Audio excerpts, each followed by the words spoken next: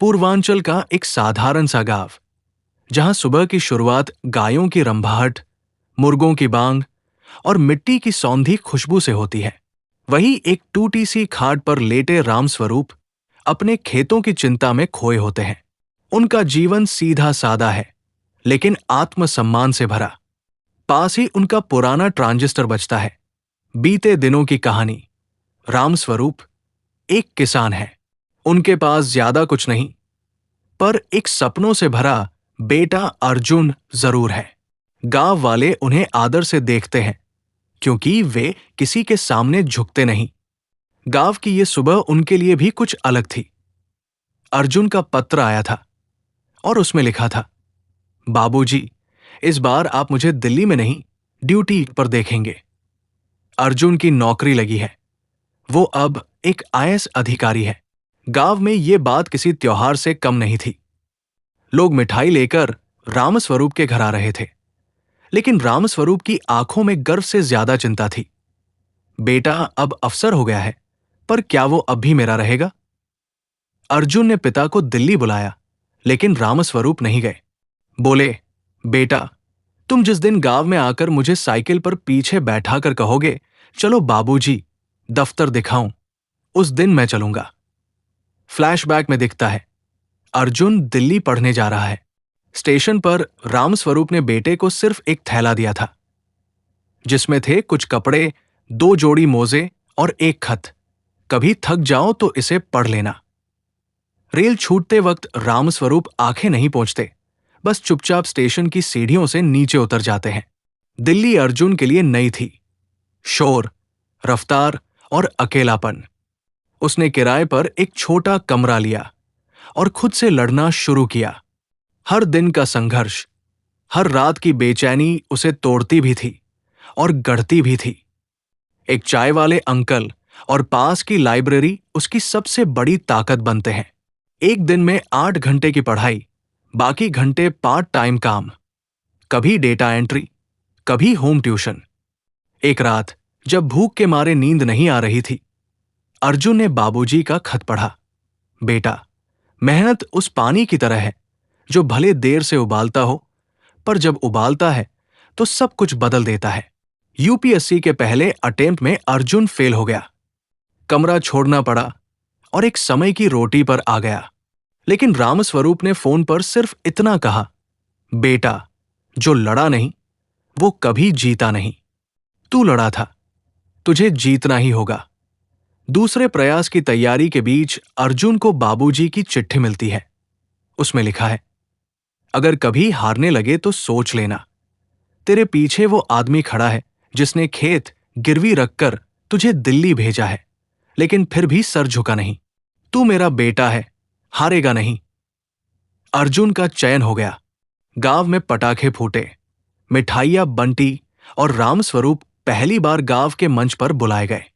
लेकिन उन्होंने माइक पर सिर्फ इतना कहा, अर्जुन अब अफसर है, पर मेरा बेटा तभी रहेगा जब वो कभी किसी का अपमान न करे। अर्जुन छुट्टियों में गांव आया। सरकारी गाड़ी, यूनिफॉर्म और सब कुछ बदल चुका था, लेकिन रामस्वरूप के लिए वो अब भी वही गोलू था। गांव में दरोगा भूपेंद्र यादव को ये रास नहीं आया कि कोई गांव का लड़का आज उससे ऊपर हो गया है। भूपेंद्र यादव गांव में कानून से ज्यादा अपनी मर्जी चलाता था। रिश्वत, धमकी और जातिवाद, यही उसके औजार थे। अर्जुन की मौजूदगी से उसकी सत्ता को खतरा महसूस हुआ। उसने सोचा, इस लौंडे को तो सबक सिखाना पड़ेगा। अर्जुन ने गांव में एक स्कॉलरशिप कार्यक्रम रखा, जहां दलित बच्चों को लैपटॉप बांटे। माइक पर उसने कहा, हमारे समाज को बदलना है तो शुरुआत गांव से होनी चाहिए। भीड़ ने ताली बजाई, पर भूपेंद्र ने मुंह बिगाड़ा। एक दिन रामस्वरूप बाजार से लौट रहे थे। धोती कुर्ता पहने, माथे पर पसीना, हाथ में सब्जी की थैली। रास्ते में ट्रैफिक जाम था। भूपेंद्र अपनी जीप में बैठा था। उसने गुस्से में बाहर निकलते ही रामस्वरूप को धक्का दिया। हट बुजुर्ग। सड़क पर खड़े होकर तमाशा बना रखा है। भीड़ चुप थी। रामस्वरूप ने कहा, हम सड़क पर नहीं, अपनी जगह पर खड़े हैं। तू गाड़ी से उतरा है, तू हट। भूपेंद्र का खून खौल उठा। उसने सिपाही से कहा, पकड़ो इस बूढ़े को और भगाओ यहां से।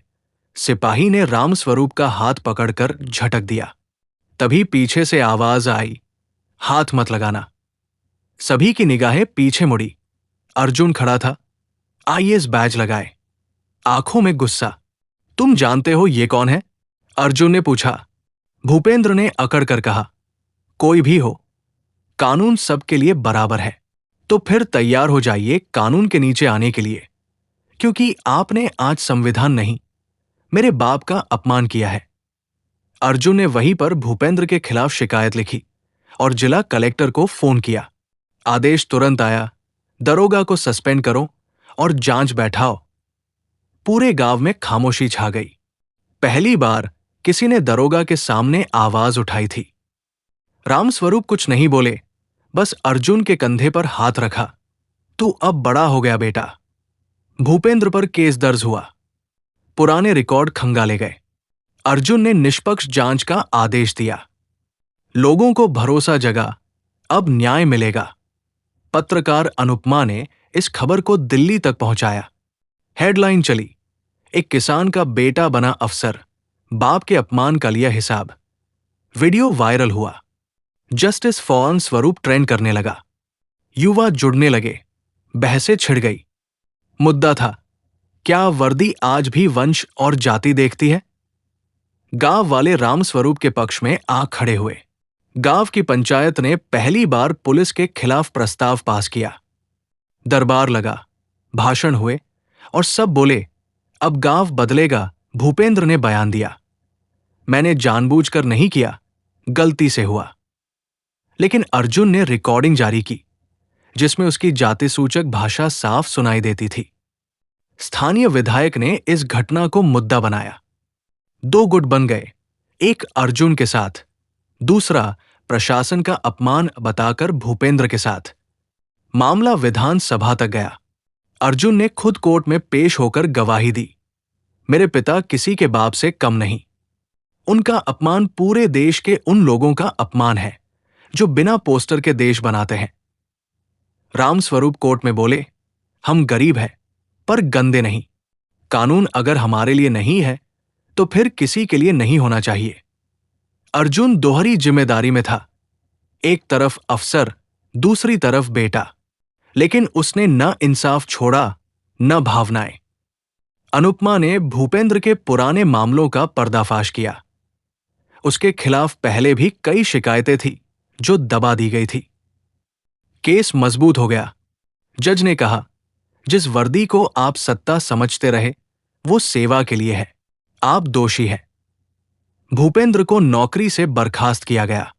भूपेंद्र रामस्वरूप के घर आया, सिर झुकाया और कहा, माफ कर दो बाबा, इंसान पहचानने में भूल हो गई। रामस्वरूप ने कहा, माफ किया पर सबक मत भूलना। गांव में एक नया थाना बना, उसका नाम रखा गया रामस्वरूप पुलिस चौकी। लड़कियां अब पुलिस में भर्ती हो रही थी। गांव बदल रहा था। अर्जुन जब किसी केस की फाइल पर दस्तखत करता है तो टेबल के सामने टंगी एक तस्वीर को देखता है, रामस्वरूप की, और सोचता है, मैं अफसर हूं, पर जो मुझे आदमी बनाए रखा वो ये परछाई ही थी। इसी ही कहानी सुनने के लिए चैनल सब्सक्राइब करें। और आपको क्या लगता है, आपके परिवार से एक लोग आईएएस होना चाहिए?